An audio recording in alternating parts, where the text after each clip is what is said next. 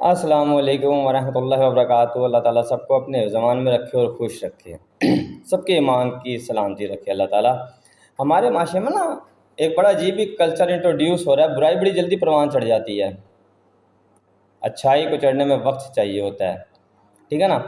تو ایک عجیب میں نے دیکھا عموماً کئی جگہوں پہ، میں نے دیکھا ہے کہ کئی موقعوں پہ کہ لڑکیاں جب دلہن بیسیکلی اپنے میاں کے ساتھ آ رہی ہوتی ہے ولیمے پہ، تو ہلکا پھلکا جھوم لیتی ہے، ہلکا پھلکا سا ڈانس کر لیتی ہے، مائنر سا، جسے جھومنا کہہ سکتے ہیں۔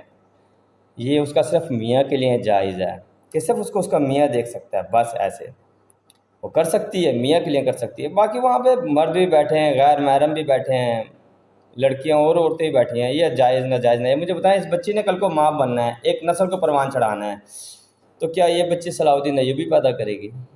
یہ سلطان محمود غزنوی، محمد بن قاسم، خالد بن ولید تو نہیں پیدا کر سکتے، ان کو تو نہیں پروان چڑھا سکتی ہے بچی، ٹھیک ہے نا۔ تو ہمیں اس سے ہدایت پکڑنی چاہیے، اور اس چیز کو تھوڑی بہت نا اس کی کرٹیسزم کرنی چاہیے ہمیں مثبت طریقے سے، تاکہ کرنے والا شرمندہ بھی ہو اور رکے بھی، اور یہ اس کے ہسبینڈ کو سوچنا چاہیے کہ یار میری بیوی ولیمے میں کیا کر رہی ہے، کہ اس کو سب دیکھ رہے ہیں، جو کہ ملکیت میری ہے، اسے شو پیس نہیں بنانا چاہیے۔ اور والدین کو بھی سوچنا چاہیے کہ ہماری بچی کیا کر رہی ہے۔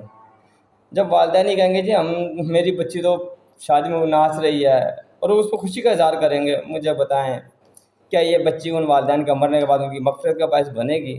کیا اس کو اتنا احساس ہوگا کہ میں نے اپنے والدین کی بخشش کے لیے دعا کرنی ہے، وہ عمل کرنے سے میرے والدین کی قبر میں سکون ہو جائے؟